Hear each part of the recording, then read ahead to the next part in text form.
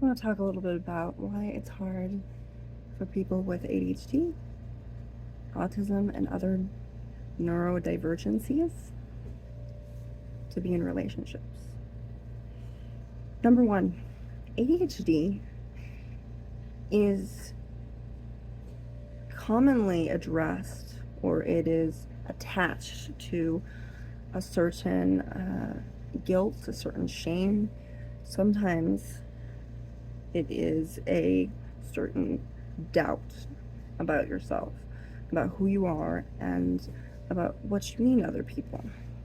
So when somebody leaves the house, 5 minutes, 10 minutes, an hour, you often think, not because you're selfish, but you think, did they leave the house because they're hiding something? Is there something that I said? Is there something that I did?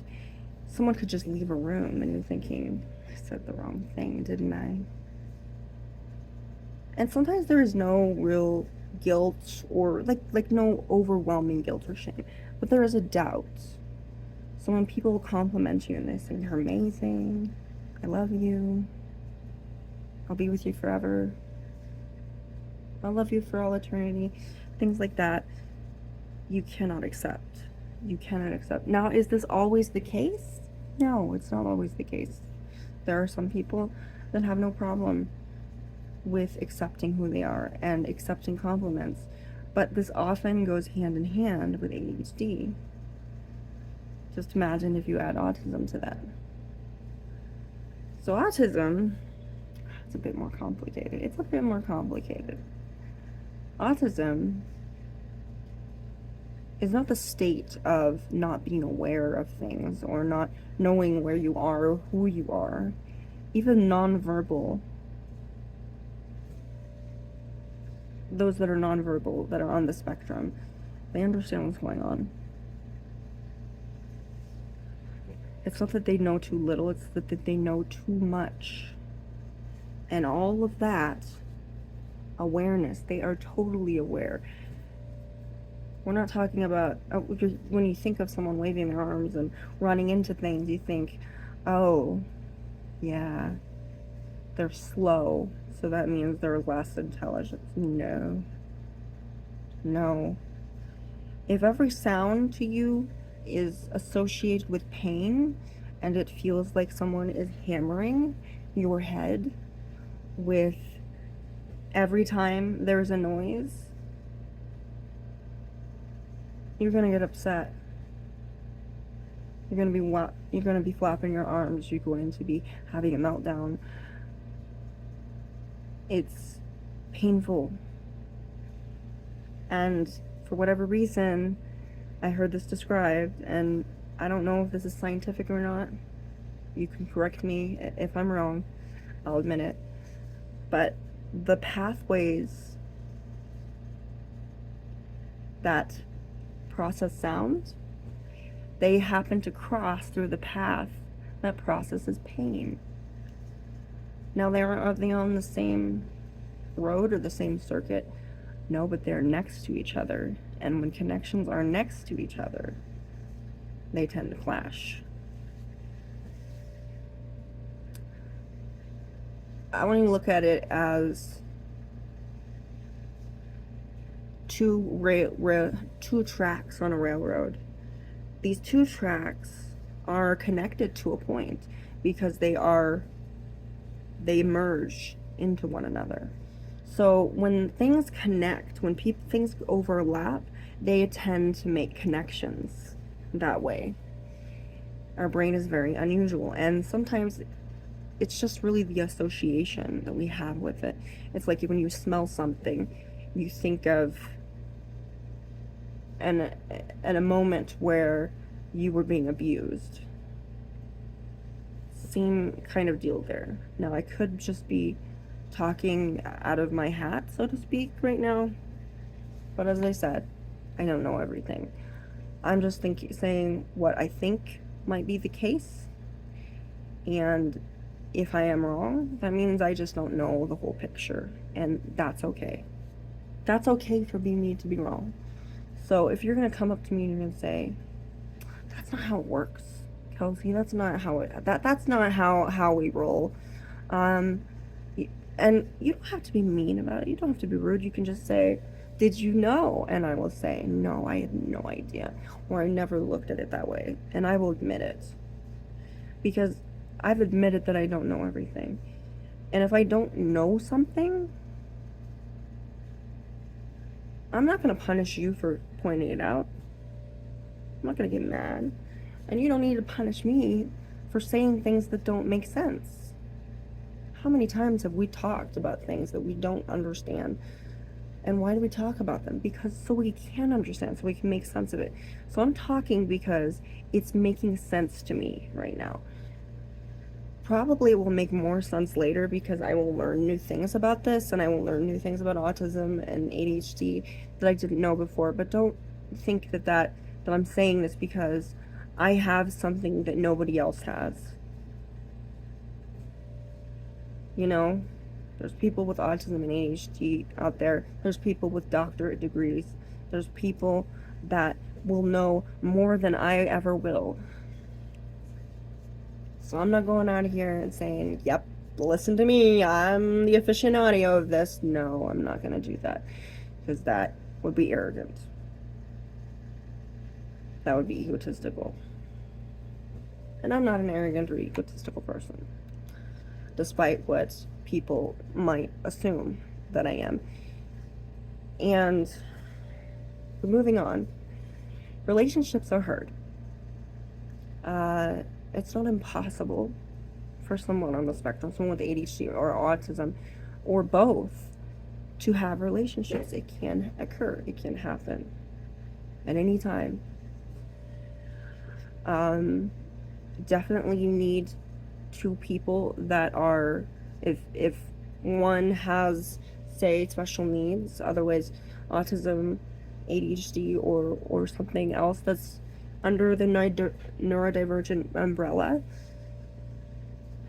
you know, the other person might require to be understanding, patient, maybe they're a little bit more level-headed and more well-rounded, but understanding is really key. It's really key. And open-mindedness as well, to be able to listen to that person and hear why they are doing the things that they are doing. Why are they procrastinating? Why are they not going to the gym? Why did they miss work that day? Why it looks like they're in a grocery store at 2 o'clock looking like a tweaker. You know, why do we do those things? And if you do not have understanding and open-mindedness with that person, you're going to find that you're probably not going to be in relationships with anybody. Because understanding, patience, and open-mindedness really helps in a relationship, because that person is going to change. As they might change, they might never change, but if they are going to change within that relationship that you're in, friendship, romance, whatever, you need to be prepared for that. And if they change and all of a sudden you're like, "Whoa, what happened to you?" and then you leave that relationship, you might do some damage. That's going to break somebody's heart, essentially. And you might want to work on that. And it's not easy to look at someone without judgment. It's not easy. I've had to go through that. But once I let go of the judgments that controlled me, I was able to let go of the judgments that I had with other people. I got to the point where I was like, regardless of your religion, regardless of your beliefs, regardless of your race, your culture, your sexuality, what gender you identify with, I can just love them and see them as people. So I'm not biased when it comes to people, the way they look or what they've done in their past. You know what I'm more concerned about? You know, people always have this hold up when it comes to people's past life. It's like, "Oh, you did this and you did that." And it's like, well, yeah, but what are you doing now? Who are you now? Have you become a better person because of all of that? Have you become a better person because you never want to be who you were before? Are you changing as we speak? Are you evolving? That's more of my concern. And the most thing that I'm concerned about is not body shape, the past, their culture, their religion, whatever. I'm more concerned about the person. How they treat me, how they treat others, how they treat animals. I'm more concerned about their character and their personality, and really what's going on with their mental health, because I believe that mental health is very important. And when mental health isn't taken care of, relationships are very difficult. Are very difficult. Your mindset does not accommodate a healthy relationship. If you're not healthy in here, you're not going to have things that are healthy around you either. You might have healthy people that are trying to help you, but as far as making healthy connections with them, you're going to hit a brick wall. And I'm not saying that this is always the case. Some people tend to be very unhealthy, mentally, physically, emotionally, and they're not hurting anybody. They're not doing anything. Are they changing? No. That's very sad. I wish I could help them. I wish I could help everybody. But I can't. I'm just one person. So relationships with someone that's autistic or someone who has ADHD is difficult because I've experienced this myself. When people don't text me, when people don't call me, when people don't say anything, I tend to take the blame. I tend to associate this action or the silence or the fact someone left the room or somebody went to go to the store. I tend to associate it with myself because I've often been the scapegoat. But because I have ADHD, that trauma response is amplified. They've add an exponential number, the little number that's above. It's 10 to the power of 10 now. I am now experiencing it at a whole new level. So you might be sitting there doubting yourself or feeling sorry for yourself, but me, I am saying I am the most horrible person in the world. Nobody wants to talk to me. No one wants to answer my phone calls. And I have actually had panic attacks because of this. One time I tried to call maybe like 2 people at the time, and none of them picked up. And there was a reason for it. They were busy. Maybe they didn't have their phone on them at the time. There's logical reasons for that. And I just remember rolling into a ball, sobbing and sobbing and sobbing, and just wanting to die. That was like the thing that I wanted to do. I wanted to, because I was hyperventilating. I was shaking. I was doing that. I was not just having a meltdown. I was having a anxiety attack. I was having a nervous breakdown. Although there's really no such thing as that, but I was having an anxiety attack. I was really, really upset. And of course, I expressed to these people, I said, you didn't answer me, and I had a panic attack, and I didn't blame them for it. I didn't say, look what you did to me. I'm not that kind of person. But I just said, I tried to get a hold of you and I couldn't, and I was like, you didn't pick up, and nobody was picking up, and I felt this way, and of course, they'd be like, oh, honey, I'm so sorry, so sorry, oh my gosh, yeah, I really need to be going to my phone, or something like that. Like, they were very understanding, and very, very understanding, and kind to me, and so it was very apparent that they weren't doing that because it had something to do with me. And so I've had to train my brain to do this, and it's hard. some days it's just like, you know what, this person isn't talking to me, they're not texting me, they're not calling me, but you know what, I know that they care about me, and I know they couldn't care for me. They're not going to love me any less because they have their own life outside of social media and texting and phone calls, and they have jobs, they have kids, they have bills they need to pay. There's a lot of things that have to do with that. And yeah, I get frustrated, but I have to remind myself that it is not about me. And of course, you're going to say, well, of course it's not about me. It's never about me, right? It's never about me. You know, you want things to be about you, and that's not selfish. That is human need. You need somebody to focus on you. You need somebody to connect with you and look at you and talk to you and call you and not just make their whole day about you. It's not like this all-consuming thing where you can't sleep or eat and they have to think about you. It's not like that. It's not that you're expecting them to drop everything and just pay attention to you. It's just a human need. You need to have connections with other human beings. That's just what you do. Maybe you might not need it as much as an extrovert if you're an introvert, but you do need it.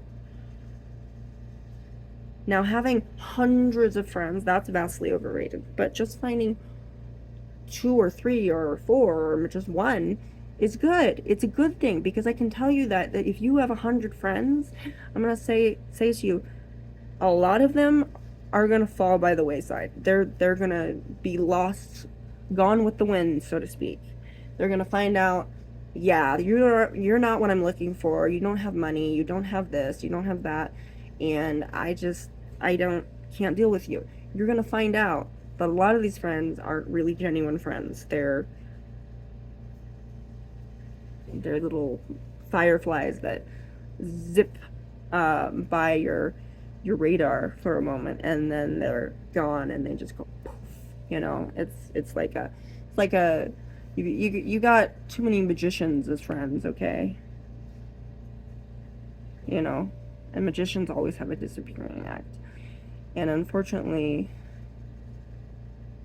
sometimes these disappearing acts are pretty permanent. It's really hard to get these magicians out. And when you ask a magician, you're like, what's the secret? How'd you do it? I can't reveal. A magician cannot reveal his secrets, and so, as usual, they disappear. You can't ask them because they're gone. They've blocked you. Whatever happened. Maybe there was a good reason. Maybe they just were horrible people. I don't know. We don't know. I have no idea. But really, to be honest, if you can just connect with one person, hallelujah, because connecting with people is hard, especially when you're on the spectrum. It's hard. And it's also hard because you have this procrastination thing, when someone texts you and they're like, hi, how's it doing? How you going? How you doing? Blah, blah, blah. Somehow I'm not speaking English right now. Yeah, they're like, hi, and you're like, and you're like, you make kind of noises where you're like, I can't answer you right now. I get super annoyed. Like, I'll be doing writing or something. I'll be writing. I'll be doing something, watching a movie, whatever, and they'll be like, so, when you coming over? When are you coming home? I love you, but I can't deal with you right now. And then I feel guilty, and I'm like, oh, what should I say? I don't know what to write back. I really, But most of the time, I know what to say. Like, I totally know what to say. I can just say something very simple back. But then another time is I will say, okay, I love you. I really want to get back to you. I'm going to do this one thing real quick. And then, of course I don't actually write that down and text them that, but then I go and I do whatever it is, and then like 4 hours pass, and I'm like, shit, I was supposed to text this person back and I didn't, and then people think that I'm rude. People think I'm ghosting them. People think I'm ignoring them. And I'm like, I'm not ignoring you. I'm not ghosting you. I have a life, but I also have distractions. I have distractions. And then there's that time where you haven't texted them in so long. It's been so long and they text you and you're just like, I don't even know what to say to you right now. This is giving me anxiety. And you have no idea. There have been people in my life who are just so needy, and they're very needy individuals, and they text you and they want you to text back, and you don't, and they're like, you're ignoring me, and I'm like,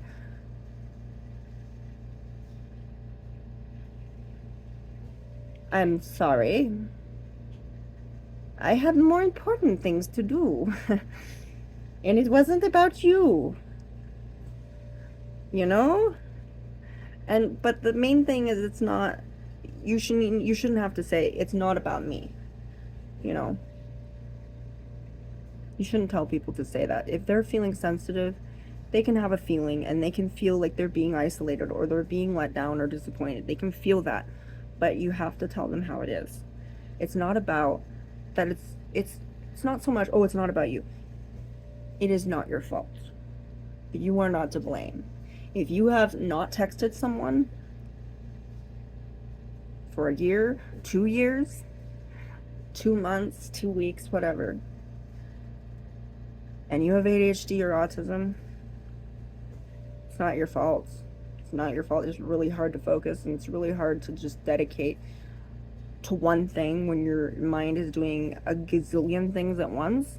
And everybody's like, oh, the audacity, you didn't text me back. I'm like, oh, wow. So you never get, and what's even funnier is when the other person is autistic, they're like, or they have ADHD, and they're like,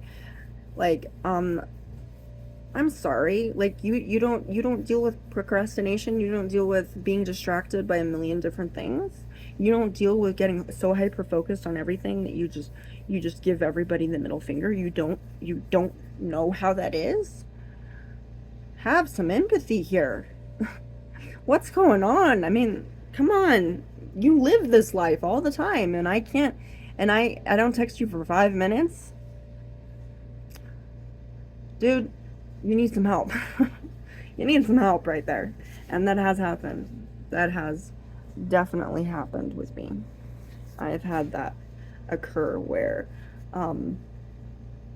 some I was texting my boyfriend and he was like, wow, you're ignoring me, and then he just yeah, that's just this whole text of negativity, like, and I was like, oh, wow, dude. I think autism is probably the least of your problems right now, because you need help. You need some help. And when you have trauma with autism, it amplifies it. If you are having any if you have narcissistic traits, or you have toxic traits that might not be good to be around, that amplifies. And that goes for anything else. Your personality and your character. I'm going to say this. If you have a bad personality or a bad character, or you have something that just drives people up the wall, that's going to be amplified. It's going to get stronger. So if you have a strong personality, oh my goodness, you're in for, yeah, that's going to be fun. You put some trauma in there, oh gosh, pure chaos right there. And the thing is, I was trying to tell there was this woman in this group who was trying to tell me. She was like, well, there's this person and they were autistic. Autistic people just suck. And I was like, well, I'm not going to disagree with you there. But that's one side of the story. That's one side. Some autistic people suck. Yes. Do all of them? No. And she was describing a narcissist. She was describing somebody that was very toxic, and I was trying to tell her, do you realize the problem isn't so much autism? Are you getting this? This is not, when you have a problem with your character, your energy, and your spirituality, and I'm not talking like spirituality like um we're not talking about trantic stuff or Wiccan or whatever. I'm talking about like your spirit, your soul. When you got something wrong with your soul, you got something wrong with your heart and your mind, and just your personality, the things that you can't generally see.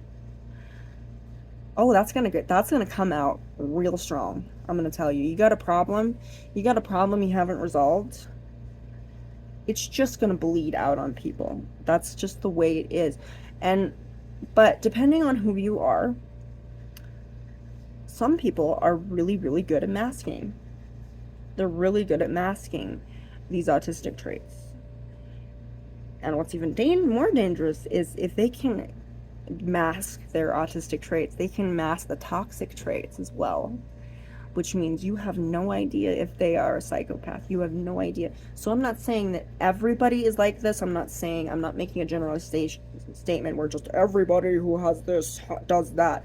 I'm not saying that. And I don't want somebody coming at me saying, well, that's not the case with everybody. And I'm like, I know, I'm very much aware that it's not always the case, because the world is a big place and there's a lot of different kinds of people in it. And I'm gonna say yes, but sometimes trauma can be amplified by autism, and that's when autism can be not, it can be considered to be a curse. Do I think it is a curse within my life? No. But for somebody else, maybe. If somebody wants to say autism is my curse, then they can say that, because it's theirs, it's their life, they're adults. They are, even if they're not adults, they're their own person. They can say what they want. If they want to think that it's a superpower, they want to think that it's a curse, if they want to think that it's a blessing, they can do that. I think it's a gift, but that's just my opinion. It's not yours, and that's okay. If it's not yours, that's okay. We don't have to agree on everything. If we did, it would be very boring. Life would be very boring. I know you would love it. Wouldn't it be nice if everybody agreed with you? But really, you need to see other sides of the world, so to speak, other people's point of view, because someone else's point of view might actually broaden your mind. It might educate you, and it might teach you how other people see the world, and that's very fascinating. So don't shut someone down because they see something differently, or they think something differently, unless it is being thrown in your face or shoved down your throat or waved around, or it's being sucker punched into your face. If someone's being abusive with it, yes, you should stay away and not listen to that person. But if someone's just very kindly and patiently and very civilly discussing how they feel and how they see things, then you can do that. And it would be nice if we could just discuss things without getting at each other's throats. That would be really nice. Like, I personally would just like everybody to get along. Doesn't happen, no. But I still hope. I still hope so. I still hope that people will get along. But going back to relationships are difficult because, as I said, there has to be a balance. There's balance within a relationship. And I didn't know this all the time. No, I didn't know this until I got into relationships and found friendships and got a boyfriend and did that. And this was news to me. There's a balance. There's a balance. When you give something, something is given back. And sometimes you switch roles. Sometimes someone might be more of a giver and the other one might be more of a taker. But either way, they both contribute to the relationship, whether it's money, sex, maybe it's doing housework, maybe it's giving her a foot rub, maybe it's taking her out to dinner, or maybe it's picking out his favorite movie, uh, watching Game of Thrones, time. Maybe it's just giving your time to that person. But there has to be a balance. And the balance is going to look different from relationship to relationship. And it's not always going to look like yours, for instance. And everybody, you know, we often think to ourselves, it's like who wears the pants in the family? Who does this? Who's in the relationship? And you're thinking, well, the thing is, whether the roles are reversed or whatnot, if the man stays at home and the woman works, that's fine. If one is more feminine than the other, and maybe the woman's more masculine, that's fine as well. Sometimes the roles will switch up. Sometimes they will switch roles. You know, the the husband might be more of a wife, and the wife might be more like a husband, and it's okay because that's what's normal for them. If it's what's normal and it makes them happy, it's not toxic, and everybody is consensual, everybody is at peace with that way of life, then it's good. If it's not working, no. But there's a balance. There's a balance. And everybody has to find it. And that's, even if you are neurotypical, it's difficult to find that balance. It's difficult to find that balance. Why? Well, there's a lot of things. There's trauma. Trauma is the number one thing that kills relationships. And I don't think people talk about it enough. It kills relationships. It destroys them. It separates people. Because many people do not acknowledge that they have trauma. They don't acknowledge that they are dealing with it. They don't acknowledge that they're being triggered. They don't acknowledge that these things happen to them because it is a trigger. And sometimes in order to find what triggers you, you have to trigger yourself. You have to find out what it is and why you act that way when a certain word is said, or when you smell something in the air, or when you see something that triggers a memory. You're going to have to figure that out. And it's unfortunate, but through pain, there is healing. Why is there pain before healing? Because when you get wounded, you need to be able to heal. You need to be able to heal. If you didn't have a wound, what would you be healing from? Where would you go to the doctor for? And some of these wounds are not visible. You cannot see them. They are in your brain, but they have found out that PTSD does make scars on your brain. It actually does permanent damage to your brain. So if you're thinking, oh, it's just PTSD. No, it's not just PTSD. Do you realize PTSD? People just are like, get over it. Get over it. Get over it. Yeah, get over it. Yeah, just get over it. If you saw somebody that was, I wish people could really see what someone with PTSD is experiencing. And I hope they could see the most graphic image of what that looks like. You wanna know what that looks like? I don't know. Well, depending on the person, it's gonna look a little bit different. But if you're real familiar with the movie Hellraiser, all of them are in a somewhat tortured state. Pinhead has pins that are drilled into his head with barbed wire. And there's one girl that has her neck, her throat, like pried open. Another one, yeah, if you want to really know what an abuse survivor looks like, watch Hellraiser. That's what it looks like. But if you really want to be graphic, that's not quite as graphic as I would like it to be.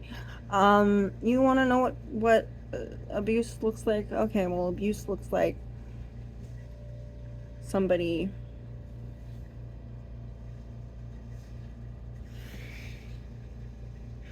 abuse looks like somebody has mutilated you. Okay, it looks like you've been stabbed a million times. You are bleeding all over the place. Uh, and people ask you, "How are you doing?" "Oh, I'm fine." You know, you're as you're sitting there, and blood is spilling down your mouth because you were you were stabbed in the chest. But nobody's allowing you to go to the hospital. Nobody's allowing you to get the help you need because they just don't see it. They don't see it. You know why? Because everybody looks like that. Everybody looks like that. Oh, there's a few of them that are doing a little bit better than the others, you know, a few of them. But we just turn into the living dead. That's what we do. We just roam around, trudge around, we drag our feet. We can't take a break because nobody thinks, oh, it's just PTSD. It doesn't hurt. You can't see it. You're just faking it. You know, when I was going through trauma, I sometimes wished that there was something that someone could see. You know, not so much, you know, an injury or anything. I was just thinking, you know, I wonder, I wonder. And I wasn't thinking of slitting my wrists or anything. I wasn't thinking of doing that or cutting myself. I never did that. But I was thinking to myself, I really wish that there would be some sort of injury that I could experience and people could see that I'm in pain. But there was also a selfish aspect of it. And this is because I had no say in my life and I was very miserable and I was in a very dark place. I was a teenager, okay? I was a teenager. Give me a break. Give me a little slack here. So, and I just wished, I wished and wished and wished. I just said, you know, I wish that I could just have a break. I wish people could stop demanding things of me, and I wish something could happen. Maybe I could fall and break my leg or something that I could recover from, but it would be a long recovery, like breaking a leg. And I thought, I don't know if I want to be in pain though right now. You know, I'm already in pain. I don't want to be in more pain. So I was thinking, maybe not, maybe not. Like, I don't know. Don't want to be. I don't want to mutilate myself. That was something that I definitely didn't want to do. But I thought about it. Because, if I'm gone, guess what? They're going to figure out, oh, she did that much for everybody, didn't she? She just did everything. She babysat, she fixed this, she listened, she did all of those things. And I would just think, maybe I won't be invisible. Maybe people will actually figure out that I do exist. And that I am not just a slave, but I'm actually a person. And I have feelings, you know? I wish I could do that. I wish they could just turn around and realize, wow, you really treat her really shitty. Like now she's not here. Wow, that's amazing. Like, she's not here, and gosh, I miss her, and yeah, I'm really sorry she's not doing so well. Yeah, I wish someone could feel sorry, because it was just like, I would go to people, I would say, hey, here's my heart, I think it's bleeding, would you mind? Would you mind? It's bleeding. And what would people do? They would say, I don't have time for that. I don't have time for that. I don't have time. I don't want to talk about that. Don't complain about that. No. Oh, okay. Somebody just stomped on my heart 10 times. Would you mind looking at it? Would you mind? I think there's something really wrong with it. I don't know what to do with it. Yeah. Might want to ask your doctor about that. I can't deal with that. Please, let's not talk about that right now. Let's not talk about that. I can't handle that. You know, I have so many things I have to do. I'm busy. Like, let's not do this right now. Please, let's not do this. Let Kelsey, let's not do this. I'm telling you. I was like, oh, okay. So you are the guys that can't. Oh, so all of you can have emotions and I can't. Is what you're saying. Fantastic. I really feel. Thank you. Thank you so much. You know. And I didn't feel like I was being heard. I didn't feel like I was being heard. I felt like every word I said was essentially some sort of weapon. Like everybody. I just felt like that. It was just like I would stop talk and they would go. I was like, yeah, I talk. And then, of course, there were these rumors and lies that I was a little bit more challenged than I was. There's some family members that were spreading these, planting these seeds, so to speak. That's like, Kelsey can't handle this. Kelsey can't do this. She can't do that. And then I would voice my opinion, and they'd be like, ha, yeah, who told you that? Did somebody tell you that? I said, no, I watched a fucking documentary about it. I learned something new today and I shared it with you. That's not because, and I'm repeating what I just heard. So it's a gift. Take it. But looking back, I realized that a lot of these people didn't realize what was going on. They didn't understand. And I've connected with them. I have forgiven them.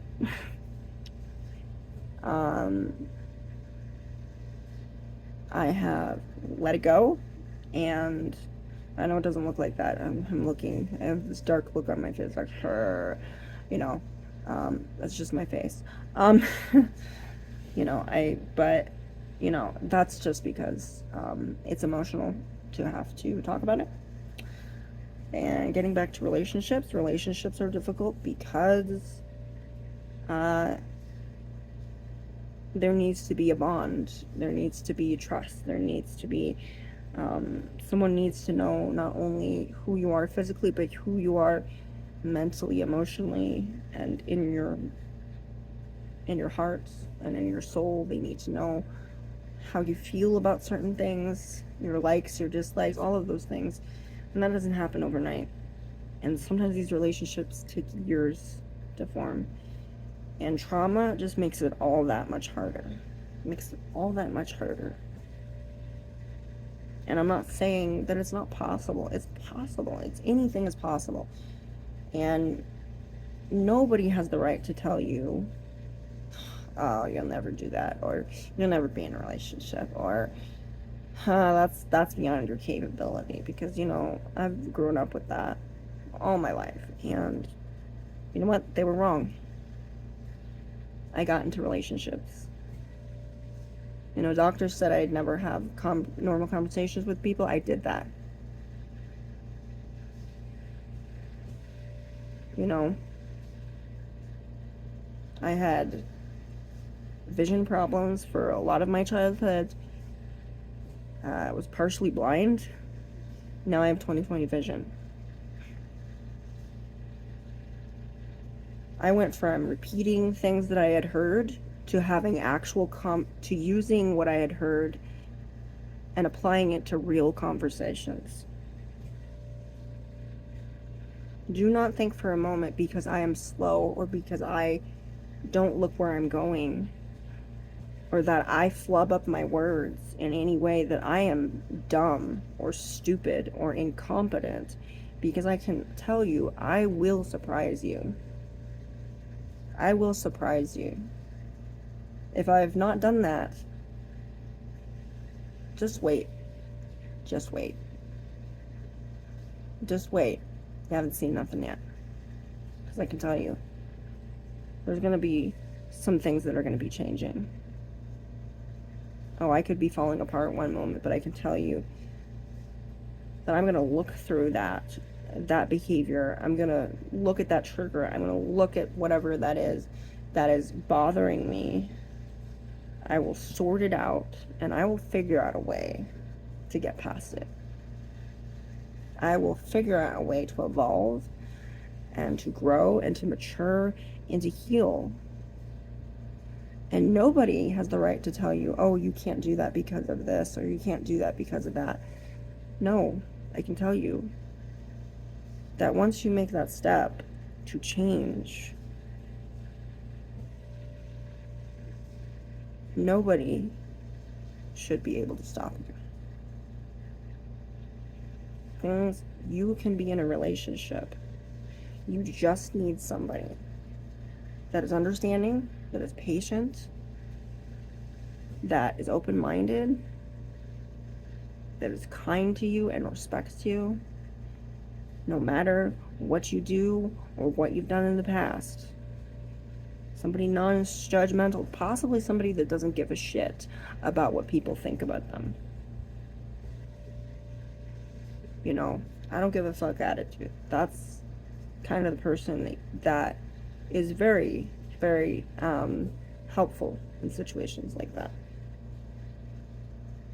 But relationships, they are something that you deal with every day. It's going to be a struggle, but you can get into them, even if it's just friendships. If you remain single for the rest of your life, and that is the best thing for you, and all you have is friendships, then that's fine, because it's normal. And the fact that you know what your limits are and you know what you're capable of is really powerful, because you know what you can't handle. You know what might not be healthy for you. And what it's going to come down to is what's going to keep you sane, what's going to keep you happy and at peace, what's going to make you whole, what is going to keep you going down this path of healing and this path of evolution. What is going to help you evolve? And I'm not talking about evolution like Darwinism. I'm not talking about that. I don't believe in it. But I'm talking about evolution of the soul, evolution of the mind, being able to grow, being able to become a new person little by little. And sometimes this new person will change. That person, it's essentially like a game. You have little add-ons that you will add to your base game. You are the base. And you get updates. Okay, you get updates. And if you're not getting updates, things are not going to get better. So you have to be open. You have to turn on the notifications. You have to get through it. And you have to also connect with other people that can help you. People that aren't going to break down what you're rebuilding right now. People that are going to support you and love you and just be there for you.